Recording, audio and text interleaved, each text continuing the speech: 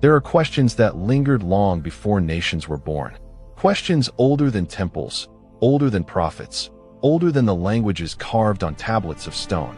Questions carried quietly through the centuries, like embers hidden beneath the ashes of time. Questions that ancient scribes dared to touch only with trembling hands. Among these questions, one stands above the rest.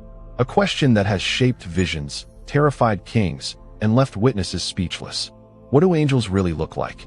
For thousands of years, the world has been satisfied with gentle portraits. Soft robes, feathered wings, shining halos. Images crafted for comfort, not truth. But behind the painted smiles and polished sculptures, behind the delicate iconography and the familiar church imagery, something older waits, something stranger, something holier, something the ancient Hebrews wrote about with fear and awe and trembling reverence. Today, we open the pages where those descriptions were recorded, pages hidden in plain sight, yet rarely spoken of, pages debated in rabbinic circles, softened by translators, and handled with caution by early believers. And what you are about to discover may forever change the way you imagine the world beyond sight. Because in the scriptures, in the raw, unfiltered Hebrew, angels do not appear as gentle guardians.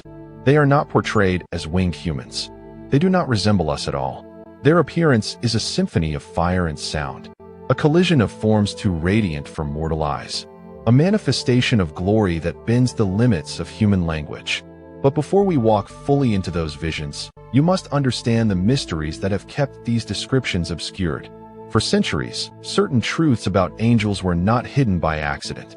They were hidden intentionally, not erased, but veiled, not denied, but guarded, not lost, but reserved for those who dared to look deeper. Why were the original descriptions of angels hidden in plain sight? Why did ancient rabbis warn their students to avoid the earliest chapters of Ezekiel until they were mature enough to grasp them? Why did scribes only whisper about the fiery beings above God's throne? Why did some traditions forbid the discussion of celestial creatures, except among the most learned? We will uncover this. But the answer lies ahead. What did early Christians fear about revealing the true appearance of angels? Why did some teachers soften the imagery? Why did iconography replace the raw visions? Why did sermons focus on messenger, not creature? On function, not form? Were they afraid that believers might misunderstand these beings? Or that they might understand them too well? We will return to this. In its time, what do these ancient revelations mean for believers today? If angels look nothing like the soft images we grew up with, then our imagination of the spiritual world must expand. Our sense of the heavenly realm must deepen. Our understanding of God's presence must shift. Because the truth is simple, yet staggering. Angels, according to the earliest Hebrew texts, do not look the way paintings have told us. Their forms are not gentle. Their presence is not quiet. Their radiance is not calm. They are beings shaped by holiness itself. Creatures made of fire, of eyes, of wings, of sounds that echo like storms.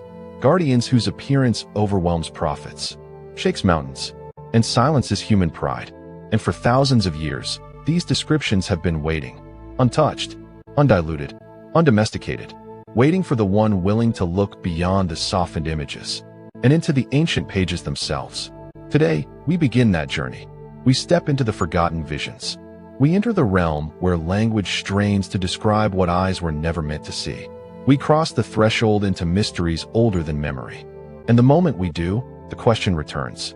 No longer gentle, no longer distant, but alive. What do angels really look like? The ancient Hebrews answered it. Their prophets witnessed it. Their scribes preserved it. And now, so will you. To understand this mystery, to understand why the earliest descriptions of angels look nothing like the gentle figures placed in modern imagination, we must turn back the pages of history. Not by centuries, but by millennia. We must travel back to a world where silence carried weight, where words were carved, not spoken lightly, and where every stroke of ink on parchment was a vow before God. A world where scripture did not exist as a printed book, but as a fragile scroll of animal skin, rolled carefully by the hands of men, who believed every letter was a breath from heaven. It was in this world, raw, ancient, trembling with divine encounter, that the earliest descriptions of angels first emerged. Before art, before iconography, before imagination softened them. Back when the spiritual realm was not something to be themed or dramatized, but something feared, revered, and approached only with trembling. In the days of the Torah, when the children of Israel wandered through wilderness and covenant, angels were not gentle protectors. They were burning messengers whose presence shook mountains and parted seas.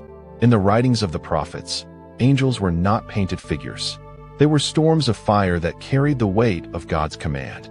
In the visions of Ezekiel, they were living beings too holy for human language, too complex for imagination, too overwhelming to stand before without collapsing under the magnitude of their presence. In the visions of Isaiah, they were seraphim, burning ones, creatures whose very existence was a declaration of God's limitless holiness. And hidden in the pages of 1 Enoch, preserved quietly in Ethiopian tradition, these beings appear with descriptions so strange, so luminous, so foreign to human form, that scholars debated whether human language had the capacity to capture what the prophets saw. Even the Dead Sea Scrolls, those fragile remnants found in the caves of Qumran, speak of angels as if the very memory of their appearance was too weighty to record without fear. Because in that world, the world of the ancient Hebrews, angels were not winged humans, not celestial volunteers, not serene guardians watching from a cloud. They were beings of fire, eyes that saw in every direction, wings that moved in layers, not simply to fly, but to hide, to cover, to shield themselves from the unbearable radiance of God's presence. They were wheels within wheels, living mechanisms of divine order, structures of glory that defied the categories of the natural world. They were creatures of unimaginable complexity, woven from elements that do not exist in the realm of flesh. This was not imagery, not poetry, not metaphor. This was revelation. And those who saw them, even the righteous, even the prophets, even the men chosen by God himself, fell on their faces in fear, because to see an angel in its true form was not an encounter with a comforting presence. It was an encounter with glory, with holiness, with the edge of God's world pressing into ours. It is difficult for us to imagine such things today. Our world moves quickly. Our minds prefer what is simple, what is familiar, what fits the shape of our expectations. But the ancient world did not soften the truth. To make it easier to carry, they wrote what they saw. They preserved what they feared. They recorded what human language could barely hold. And somewhere in the space between their trembling words and our quiet reading today, we stand at the threshold of revelation, invited to see angels not as we wish they were, but as Scripture describes them. Yet most people never step across that threshold, not because the truth is hidden, but because the truth is heavy. And modern life often chooses comfort over mystery, which opens the doorway to a hard truth. Most people skip mysteries like this because they feel too busy or content enough with the little they already know. They are satisfied with simple images, gentle archetypes, and softened theologies. But truths like these, the raw, ancient truths buried in Scripture, were not preserved for the many. They were preserved for the few willing to look deeper, for those who feel a stirring when the veil lifts, for those who sense a whisper inside ancient words, for those who know there is more to God's world than they were ever told. If you are one of those few, do not simply watch and walk away. Do not let this moment drift into forgetfulness. Subscribe so you never miss the revelations that others ignore or never dare to explore, because the journey is only beginning, and the ancient world still has more to reveal. At the center of these ancient Hebrew writings, beneath the layers of history, interpretation, and tradition, lies a question so startling, so unsettling, that generations of believers approached it with trembling hands. What do angels actually look like? Not the softened images passed down by culture, not the gentle figures floating in stained glass, not the comforting characters painted in Sunday school books, but the true form, the form recorded by men who saw them, the form preserved in visions that shook the foundations of faith, the form scribes copied with a fear that the ink itself might burn. This single question, simple on the surface, opened a door into a realm many were not prepared to face. Because once you ask it, once you truly seek the answer, you cannot return to the old images again. And this question did not remain harmless or academic. It created ripples across centuries. It stirred fear among early scribes, who worried that describing angels too literally might expose mysteries meant for the spiritually mature.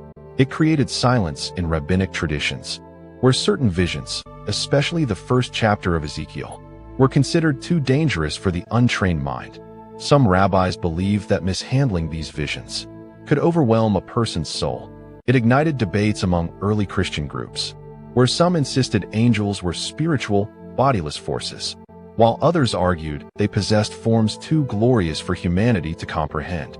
Church fathers struggled to decide whether the masses should know the full weight of these descriptions, and it led to strategic avoidance among translators, who often softened the language, muted the imagery, or rephrased the descriptions, so they would feel less threatening to the average reader, not because the truth was unimportant, but because the truth was heavy. The reality was far from gentle. The truth was that biblical angels look nothing like the familiar figures the world has grown comfortable with. Nothing like the warm guardians perched over cribs. Nothing like the peaceful silhouettes printed in devotionals. Nothing like the luminous, human-shaped messengers with flowing robes. The scriptures describe something far stranger, far more overwhelming, far more holy, and revealing that truth felt dangerous, because their appearance did not fit human categories. Their presence was not comforting, it was consuming. Their radiance was not soft, it was blinding. Their shape was not familiar, it was alien to the world of flesh.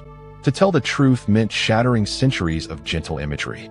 It meant confronting the raw reality of the spiritual realm. It meant revealing that the beings standing before God are not shaped by earthly beauty, but by divine purpose. And for many, that was too much, because once you see angels as Scripture portrays them, a quiet shift happens inside you. An unsettling awareness begins to take root. You realize the spiritual world is not sculpted in our image. It is not domesticated, predictable, or aesthetic. It is vast. It is wild. It is infinitely more complex than human imagination can frame. This is why early scribes treated these descriptions with fear, not because they doubted them, but because they understood their gravity. This is why rabbis remained silent, not out of ignorance, but out of reverence. This is why early Christians debated, not to diminish the heavenly realm, but to protect those who were not ready to face it. This is why translators softened the imagery, not to deceive, but to shield. Because once the veil is lifted, once the ancient descriptions rise out of the dust, you cannot unsee what the prophets saw. And that is the mystery we stand before now. A doorway into a reality that human language strains to contain. A reality where angels are not ornaments of heaven, but forces of fire, beings of impossible geometry, living embodiments of divine holiness. And so we sit with the question again, no longer fragile, but thunderous. What do angels actually look like? We are about to step into the passages where the prophets answered that question. Fully, honestly, fearfully. Answers that will overturn imagination. Answers that will deepen reverence. Answers that will open a world the modern church has forgotten to look toward. For now, the mystery stands before us, waiting to be unveiled, and the scriptures are prepared to speak. The reason people turned away from these descriptions is the same reason they still turn away today. There is something in the human heart that resists realities too vast for comfort. But Ezekiel did not have the luxury of softening what he saw. He recorded a vision that felt as if the veil of the universe had been pulled back for a moment, just long enough for a mortal to tremble before structures of being that existed long before the first river carved its path across the earth. When I revisit his words, I realize how carefully he tried to hold language steady, as if every sentence might collapse under the weight of what stood before him.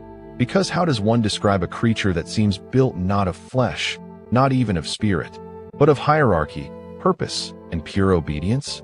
He begins with the faces, 4 of them, turning without turning. A lion, the emblem of untamed authority. An ox, the image of patient strength. A human, the symbol of wisdom and consciousness. An eagle, the signature of height, clarity, and swift judgment. 4 faces on one being, not shifting, not morphing, simply present. A convergence of realities that refuse to compete with one another. To our modern eyes, such imagery feels impossible. But to the ancient world, creatures with multiple faces were not symbols of chaos. They were symbols of depth. A single form bearing the meaning of many realms. A shape that carried the intelligence of creation's corners, without being limited to any one of them. Then comes the body. Straight legs, feet like polished bronze. A detail so unusual, yet so deliberate. Because in Hebrew vision literature, bronze was more than metal. It was the color of judgment, the hue of a furnace, the reflective shimmer of something refined by heat, yet not consumed by it. Their bodies glowed like burning coals. Ezekiel did not say they held fire. He said they were fire. Their very nature radiated flame, not destructive flame, but the flame of presence, the flame that accompanied God in the wilderness, the flame that consumed the altar, the flame that symbolized purity strong enough to illuminate and to judge at the same time. And with that fire came motion, not drifting, not gliding, lightning, creatures that moved like the quick flash across a storm-torn sky, here one moment, beyond reach the next. Motion that ignored the boundaries of gravity and direction. Creatures that existed in a realm where location was not a restriction but a function of obedience. Wherever God willed them to go, they were already there. Then Ezekiel saw the wings, 4 of them, 2 stretched upward in reverence, 2 covering their bodies in humility. Wings not for flight, but for formation, for joining one another in movements that resembled living architecture. These beings did not travel. They assembled, forming structures of divine mobility, as if the very air recognized their authority. But even this is not the most unsettling detail. It is the wheels. A wheel intersecting a wheel. Something both geometric and alive. Something that seemed like it belonged in a realm where mathematics and holiness were one and the same. And the wheels were full of eyes. Eyes around the rim. Eyes embedded deep within. Eyes that watched without blinking. To Ezekiel, these eyes were not creepy or grotesque. They were symbols, clear and unmistakable, of perfect perception, of awareness that missed nothing, of a universe monitored not by distant forces, but by beings assigned to observe the unfolding of God's will with impossible precision. Whenever the beings moved, the wheels moved with them, not behind them, not beneath them, with them, as if creature and wheel were one unit. A living chariot, a mobile throne, a manifestation of divine order in motion. This was more than an angel. This was the Merkava, the chariot presence, a concept that would later shape centuries of Jewish mysticism and influence the earliest Christian visions of heavenly beings. It is here, above this living structure, that Ezekiel saw the throne, blue like sapphire, glowing with a brilliance he could barely describe. And on that throne, a being whose appearance was like fire from the waist up and fire from the waist down. A vision so radiant that Ezekiel could not record it without trembling. Nothing in this narrative is gentle. Nothing is decorative. This is the most detailed angelic description in all of Scripture, and it stretches the human imagination until it nearly breaks. And when scholars read it, many quietly admitted what others only whispered. This looks nothing like the angels we prefer to imagine, because these angels were not created to comfort us. They were created to carry the weight of God's movement, to bear His holiness without collapsing, to act as living conduits between the visible and invisible worlds. This is why translators hesitated, why artists softened the imagery, why entire traditions read these passages in whispers. Because once you accept these beings as they are, you can no longer hold on to the idea that the spiritual world is simple or familiar. It becomes vast. It becomes terrifyingly alive.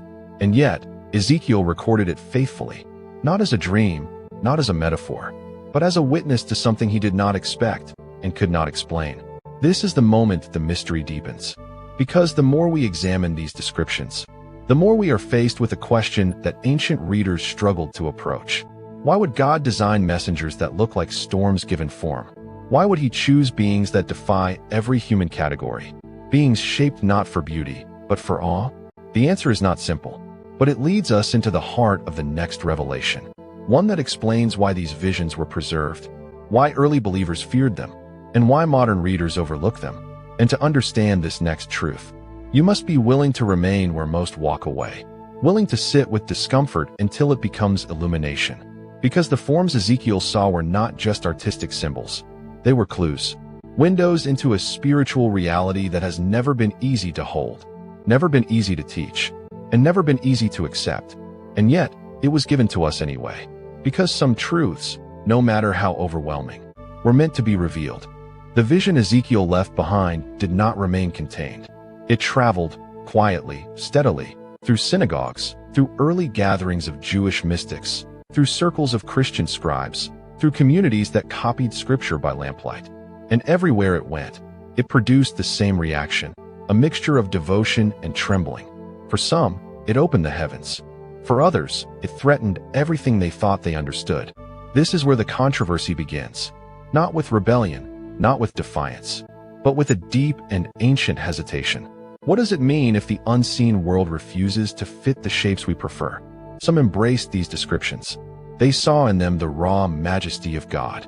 Not a softened God, not a simplified God, but a God whose throne rests upon realities so overwhelming that they can scarcely be held by human language. Rabbinic teachers guarded these passages like treasures wrapped in fire. They did not read them casually. They did not recite them lightly. They waited until a student had spent years cultivating humility, years learning not only the scriptures but the fear of the Lord, before unveiling the texts that spoke of spinning wheels, towering beings, and eyes that watched with impossible clarity. To them, these visions revealed that heaven was not silent, not still, not polite, but full of motion, intelligence, hierarchy, and unbearable holiness. Studying them was not for entertainment. It was for reverence. It was for those prepared to let their assumptions be shattered. Yet even as some lifted these visions with joy, others rejected them with caution, not out of disbelief, but out of fear. Certain Jewish sects whispered that Ezekiel's imagery was too mystical, too bound to realms where mortals were not meant to tread. They feared that untrained minds might treat these visions as doorways instead of warnings. That fascination would replace obedience. That curiosity would lead people into regions of thought unanchored from Scripture's simplicity. They were not trying to hide truth. They were trying to guard souls.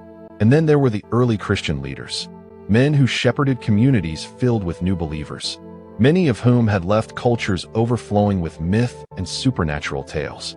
To these leaders, Ezekiel's visions felt dangerous in a different way, not because they were false, but because they were too immense for minds still learning the first steps of faith.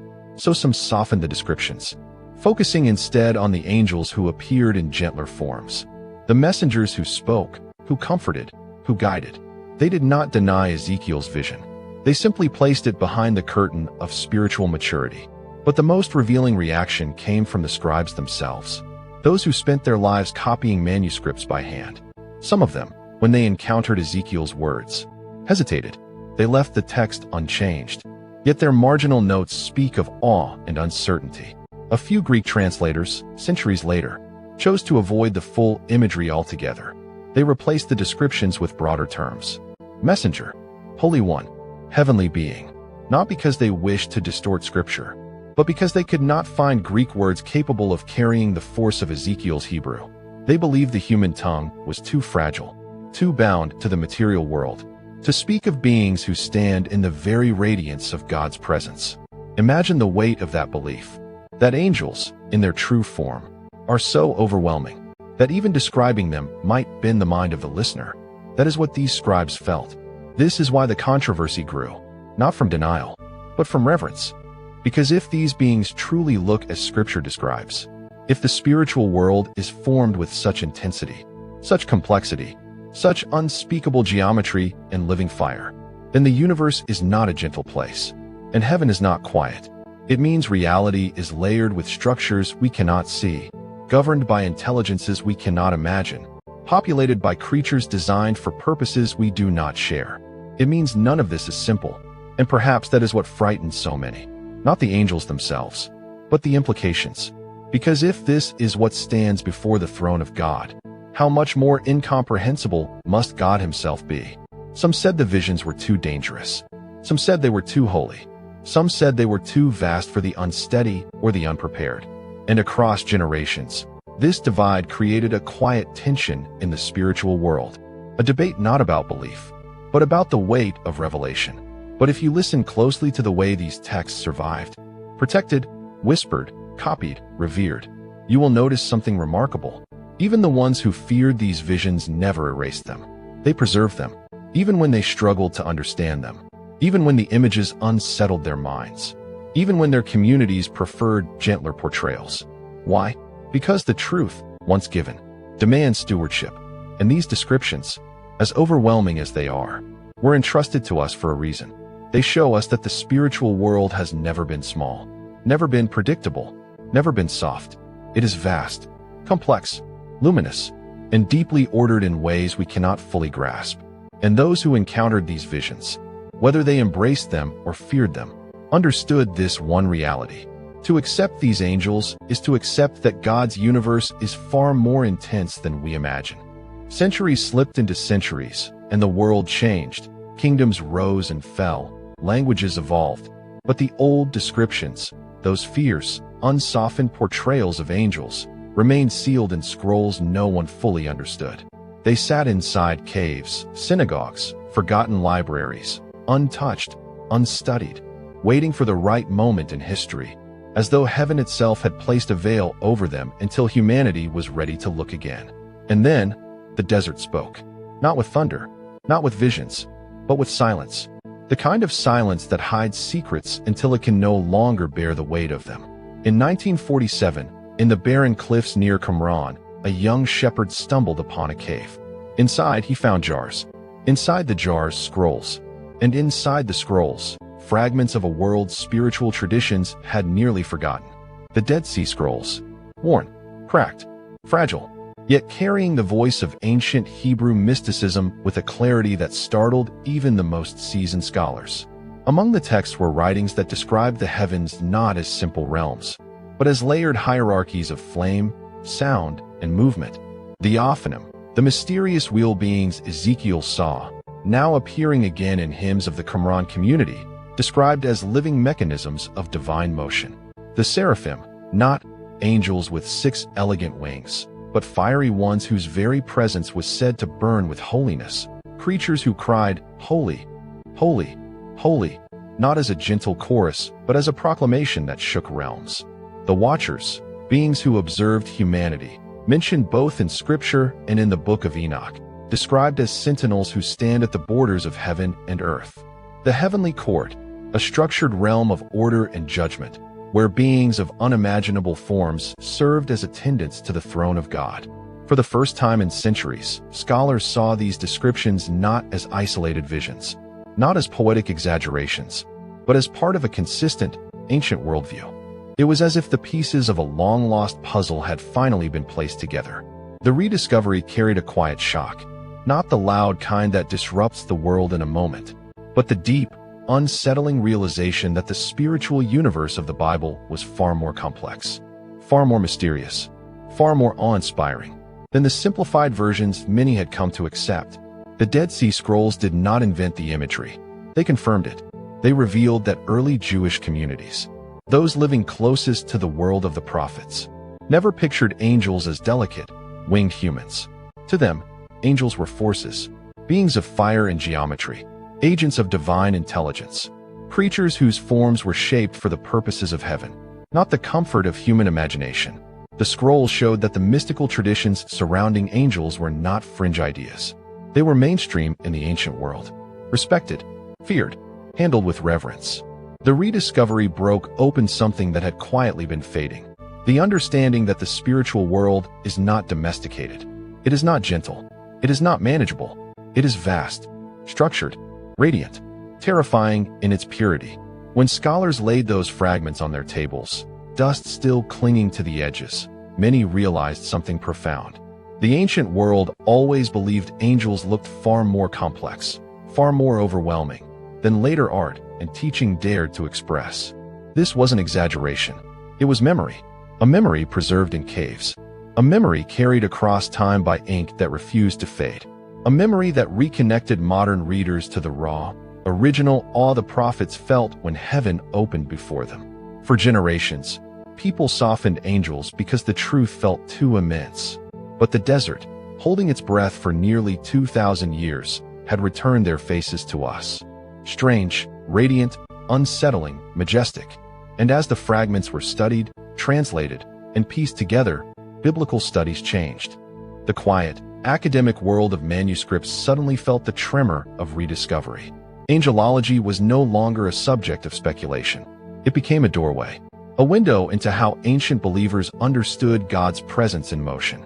The discovery reminded the world of something sacred and easily forgotten. Heaven was never simple, and its messengers were never small.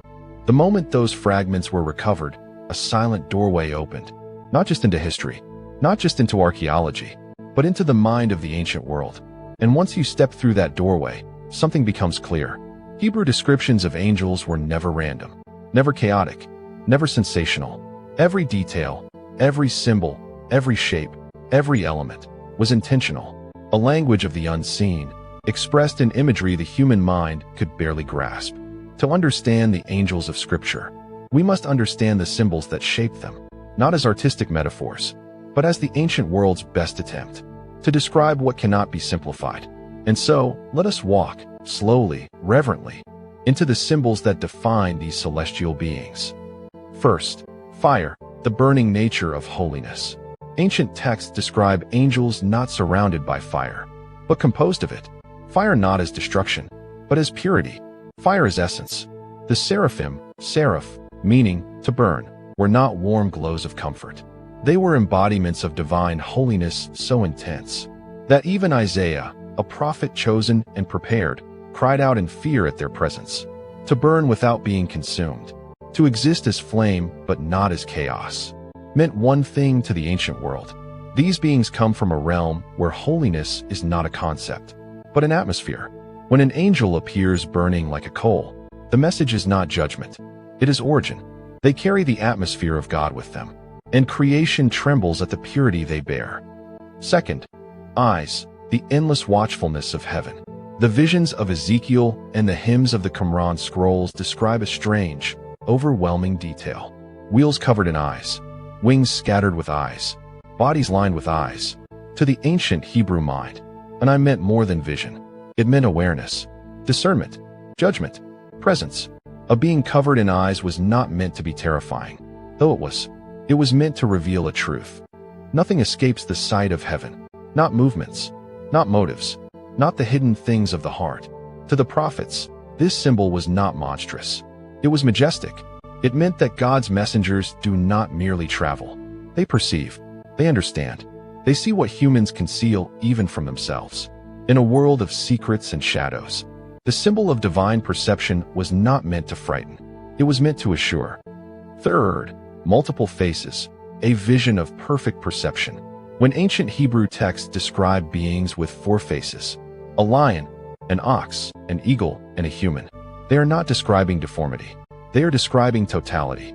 Every face symbolizes a vantage point. The lion, kingship, authority, courage. The ox, strength, endurance, service. The eagle, transcendence, speed, divine sight. The human, relationship, reason, identity. Together, they communicate something profound. Angels do not look at the world with human limitations. They perceive creation from every angle at once. It is not the image of a creature. It is the image of perception perfected. The ancient world understood this so clearly that such beings were seen not only as messengers, but as guardians of creation's order. Beings whose perspectives could not be distorted, whose understanding could not be limited. Fourth, wings, not flight, but transition. In modern art, wings suggest flight, movement through air, grace. But in ancient Hebrew thought, wings meant something far more mysterious, the ability to move between realms. A wing was not about aerodynamics. It was about transformation, transition, the capacity to appear, disappear, traverse dimensions humans cannot enter. This is why Ezekiel described wings making the sound of rushing waters, the sound of movement through boundaries, through thresholds, through the veil that separates the physical from the spiritual. To the ancient writers, wings meant, this being is not bound, not slowed, not limited. It is a citizen of realms we cannot reach. Fifth, bronze and lightning, strength without corruption. Again and again, the texts describe angels as having limbs like burnished bronze, and movements like flashes of lightning. Bronze represented purity refined, strength tested, stability that could not be bent or corroded. Lightning represented speed beyond comprehension, presence that cannot be ignored, a movement so sudden it transcends ordinary time. Together, these symbols meant, angels are not fragile beings. They are not delicate watchers. They are forces, pure, strong, uncorrupted, unstoppable. They carry not only messages, but power, not only instruction, but presence. As these symbols unfold, a deeper realization begins to rise inside the heart. The ancient world did not soften angels because the truth was difficult. They described them exactly as they were seen. even when the imagery shook kingdoms and overwhelmed prophets. Angels were symbols of God's unfiltered majesty, too vast for one image, too intense for one description, too holy for one language. And yet, across scrolls, visions, caves, and centuries, the same symbols return again and again. Fire, eyes, wings, faces, lightning, as if heaven itself insisted. Do not shrink what I have shown you. Do not soften what I have made glorious. Do not redraw what I revealed in flame. Many people hear truths like this and feel stirred for a moment, then go back to life and forget everything, as if a glimpse of the eternal could ever be something to set aside. Don't be like those who hear but never learn. If this is opening your eyes, if something in your spirit is awakening as you listen, subscribe so you don't lose the journey halfway. The more the scrolls were studied, the more the ancient descriptions were compared, layered, cross-examined, the more a quiet truth pressed itself upon scholars, theologians, and seekers alike. No matter how many fragments they pieced together, no matter how many linguistic keys they unlocked, the world of angels still refused to fit neatly inside human comprehension. Every scholar had an angle. Every tradition had a lens. Every reader carried a set of expectations shaped by culture, art, and memory. But the beings themselves remained untouched by these interpretations, as if standing just beyond the reach of our vocabulary, watching as humanity tried to explain what was never meant to be contained. And so the interpretations began to form. Slowly, carefully, each one a doorway. A way to look at the same ancient face of mystery from different sides. Not in arrogance, not in certainty, but in humility. The kind of humility that comes when a person stands before a horizon too wide for words. Interpretation 1 emerged first. The literalist view. It is the oldest, the most unflinching, the one that demands the greatest surrender. What if these beings truly are as the prophets described them? Not poetic symbols, not metaphors, not visions softened by translation, but real wheels alive with eyes. Real six-winged flames crying out with voices that shake realms. Real beings whose forms obey laws written before creation began. To those who hold this view, the prophets were not reaching for imagery. They were reporting something they saw with trembling mortality. Something too loud for the body. Something too bright for the mind. Something that forced them to rewrite language itself. The literalists do not seek to tame the visions. They simply bow before them. Yet even this interpretation, strong and ancient as it is, does not silence the other voices. Voices shaped by centuries of contemplation. Voices that have learned to read scripture with the patience of monks and the caution of historians. That is where the symbolic theophany view rises. Interpretation 2. To these interpreters, the visions are not photographs of heavenly beings. They are encounters with God's presence expressed in symbols. Fire for holiness, wings for transcendence, eyes for perfect knowledge, multiple faces for complete perception. Not because the beings look like this, but because the human mind, frail and bound to 3 dimensions, needs symbols to translate the infinite. This view does not deny the reality of angels. It simply believes the prophets were witnessing the divine through images God chose for them. Images they could survive. For in this understanding, a vision is not a mirror. It is mercy. But even here, the scrolls whisper that something deeper may be happening. Something that neither literal nor symbolic readings can hold alone. That is when the conversation shifts. Quietly, thoughtfully, into the realm of interpretation 3, dimensional overlap. This view steps into the space between worlds. That fragile border where spiritual reality presses into physical perception. What if angels do not change, but we do? What if their forms remain constant in the spiritual realm? Yet the moment they step toward human eyesight, the laws governing our senses rearrange the vision. In this interpretation, the prophet does not see the angel's true form, nor a symbolic form, but a translated form, a representation filtered through the limitations of human perception, like trying to describe a fourth-dimensional object while bound inside a flat plane, like hearing music through water, like watching lightning behind a veil. Dimensional overlap suggests that the visions are neither literal nor symbolic, but relational, the meeting point between 2 realms whose physics cannot be reconciled. And still, even this layered, elegant theory cannot hold the full weight of the ancient descriptions. Something continues to slip through its edges. Something wild, something unmeasurable, something that refuses to be domesticated. And so the final interpretation rises, quiet and contemplative, formed from centuries of prophetic study. Interpretation 4, vision language. This view holds that what the prophets saw was true, but the way they described it was shaped by the limits of earthly language. Imagine witnessing something that the mind cannot categorize, something so far beyond human form, so alien to earthly structure, that every word you reach for collapses beneath it. So you grasp at metaphors, wheels, fire, wings, faces, not because they perfectly match what you saw, but because they are the closest shadows language can form around a reality too vast to articulate. In this view, Isaiah and Ezekiel were not giving diagrams. They were gasping for words. Their visions were not paintings. They were approximations, fragments, edges of a truth that surpasses the entire field of human description. And so, despite centuries of study, despite scrolls recovered from forgotten caves, despite scholars kneeling over fragments with the devotion of priests, each interpretation, no matter how beautiful, no matter how carefully reasoned, fails to capture the full brilliance of what happened when heaven opened itself before mortal eyes. The truth remains what it has always been, a mystery held in reverent tension, literal, symbolic, dimensional, linguistic, all for reach, all for strain, all for illuminate a portion of the path. But none of them, not one, can fully hold the living, burning enormity of the beings who move at the command of God. And perhaps that is how it was always meant to be. A truth not possessed, a truth approached, a truth that humbles the mind while awakening the soul, reminding every seeker that the heavens cannot be reduced to diagrams or simplified for comfort. They can only be witnessed, only be honored, only be approached with awe.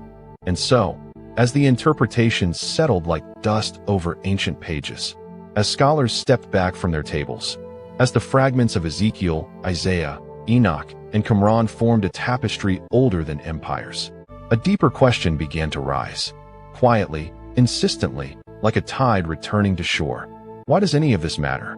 Why does it matter what angels truly look like? Why should their forms, those impossible shapes of fire, wings, wheels, and eyes, still reach into the modern world? Why should descriptions carved in ink thousands of years ago still tremble inside the human spirit today? The answer unfolds gently, but with weight. Because to understand angels is, in a profound way, to understand the one who shaped them. Angels were never designed to draw attention to themselves. Their form, whatever its true shape may be, was always a reflection of something greater. Every wing a sign of his transcendence. Every flame a symbol of his purity. Every eye a witness to his omniscience. Every sound of thunder in their voices an echo of his authority. Because it changes how we see God. When we strip angels down to soft figures with gentle faces, we unintentionally shrink the one they represent. We soften the edges of his glory. We reduce the fire of his holiness to a candle's glow. But when we return to the ancient descriptions, when we allow them to stand unsoftened, unedited, uncompromised, we begin to see a God whose majesty cannot be measured, whose holiness cannot be diluted, whose presence cannot be tamed. To rediscover what angels truly are is to rediscover the overwhelming vastness of the God who commands them. And because of that, it corrects our imagination. For too long, heaven has been painted in pastels, lightly, a throne room layered with majesty, not softness. Their visions reveal that heaven is not fragile. It is overwhelming. It is the place where the infinite becomes visible, where holiness burns like the core of a star. To correct our imagination is not to frighten us.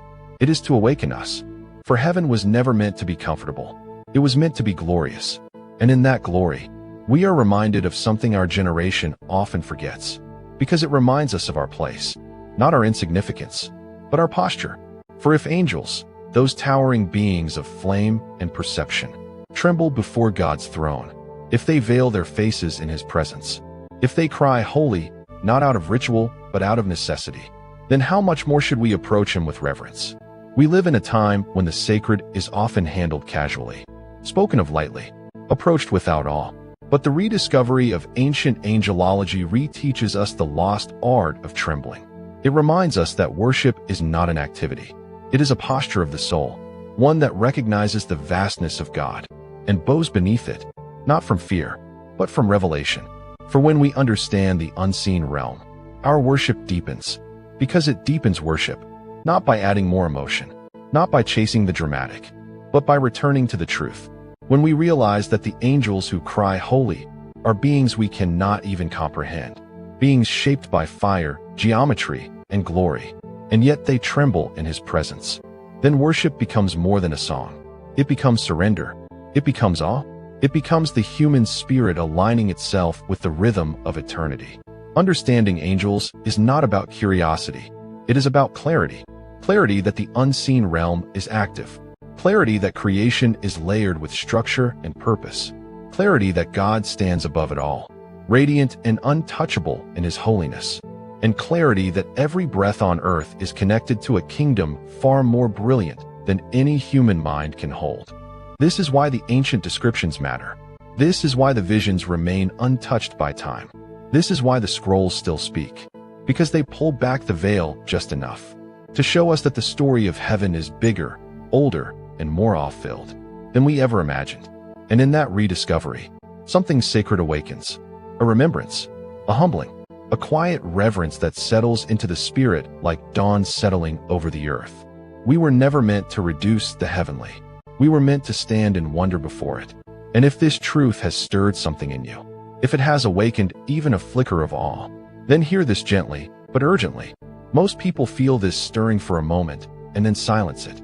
Most glimpse the edge of the ancient world, then return to the noise of modern life as though nothing sacred has touched them. Do not become one of them. If these ancient revelations stirred something in you, don't silence it. Most people feel the call to understand the deeper things of God, then ignore it because they think there will be time later. Don't make that mistake. Subscribe now, so you stay connected to the truths most people overlook until it's too late. And now, as the journey circles back to its beginning, there is a quiet weight in the air, the kind that settles only when truth has been laid bare, when shadows have been lifted, when ancient mysteries rise from obscurity with their edges still sharp and unsoftened. In the beginning, we opened a question, a door left slightly ajar. Why were these descriptions hidden? Why did early believers handle them with trembling hands?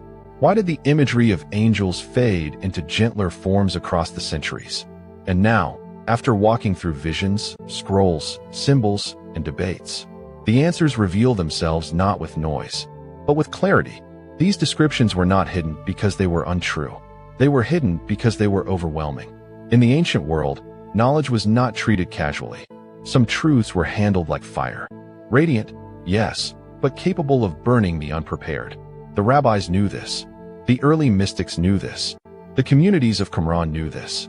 And even the prophets themselves, those who glimpsed the whirlwind, those who saw the throne, they approached the visions not with curiosity, but with fear, awe, and trembling. Why were these descriptions considered unsafe? Because they shattered the human instinct to domesticate the divine. Because they revealed a realm that does not bend to human imagination. Because they unveiled beings whose forms resist simplification. Beings that challenge the boundaries of our understanding. To describe angels as wheels of fire, as beings with four faces, as creatures covered in eyes, as living embodiments of lightning and bronze. This was not artistic flourish. It was revelation. But revelation that demanded humility, discipline, and spiritual maturity. So the early teachers guarded these visions. They taught them sparingly, carefully, only to those who had walked long enough with God to tremble without breaking. Because the danger was real, that people would become fascinated with the angels and forget the one who made them. And that brings us to the second promise from the beginning. What early Christians feared. As the gospel spread across cultures unfamiliar with the Hebrew worldview, the leaders of the early church worried that people would misinterpret these visions, that they would fixate on the messengers rather than the message, that they would elevate the created instead of the creator. In a world transitioning from paganism, where worship of powerful beings was common, the risk was unmistakable. It was safer, they believed, to simplify the imagery, to soften the edges, to protect new believers from confusing the hierarchy of heaven, not because the visions were untrustworthy, but because humanity was fragile, easily distracted, easily overwhelmed. History shows us this pattern clearly. Mystical descriptions faded. Abstract terms like holy ones and messengers replaced the ancient complexity. Angels became symbols of comfort rather than flames of glory. And slowly, almost imperceptibly, the weight of heaven was reduced to something humans could hold without trembling. But the ancient texts never stopped whispering. Across millennia, across deserts and caves, across ink that refused to fade, the visions kept their shape, waiting for the world to be ready again. Which leads to the final promise. What all of this means for us today. Because the rediscovery of these descriptions is not merely historical. It is spiritual. It is a reminder, a necessary one, that the heavenly realm has never been small, never gentle, never simplified for human comfort. It is vast, structured, alive with beings who reflect, in their very form, the power, purity, and intelligence of God. To understand what angels truly look like is to remember who God truly is. Not the softened images we sometimes settle for, but the unfiltered majesty that shook mountains, split seas, and filled the prophets with awe they could barely speak. This knowledge is not meant to terrify. It is meant to awaken. It is meant to remind us that the spiritual world is not a distant myth, but an active realm intertwined with our own. A realm where beings of impossible form carry out the will of a God whose glory cannot be reduced or domesticated.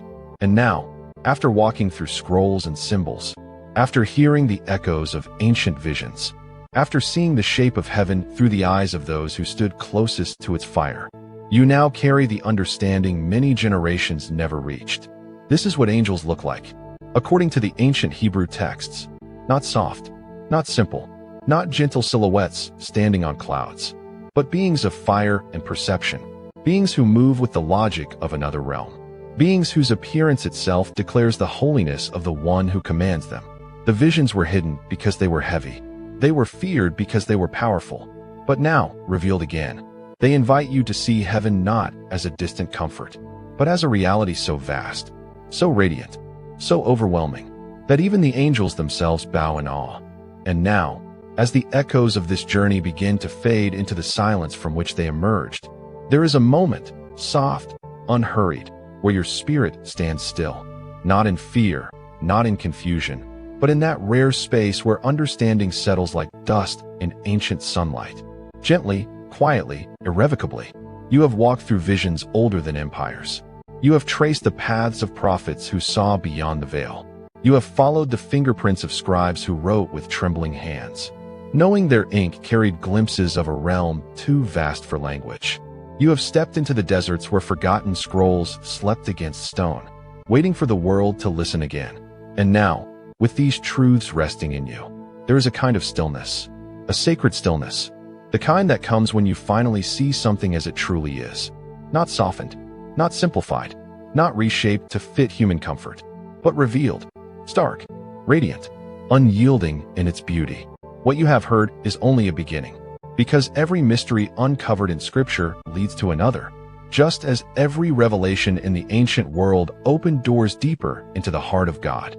The prophets knew this. The mystics whispered it. The early communities lived by it. And the Dead Sea Scrolls reminded the world again. The more you learn, the more the unknown widens before you like a horizon that keeps stretching, inviting, calling, pulling you toward wonder. There are still texts waiting to be explored. Still visions waiting to be understood. Still spiritual patterns folded inside passages we read too quickly, too casually, as though heaven could be captured in a single glance. But the truth is this. Every discovery in the ancient world is an invitation. A quiet one, soft but unmistakable. To go further, to lift one more veil, to step one layer deeper, to let mystery teach you rather than frighten you. To see Scripture not as familiar ground, but as living terrain that shifts, expands, and reveals unexpected landscapes. To those willing to keep walking.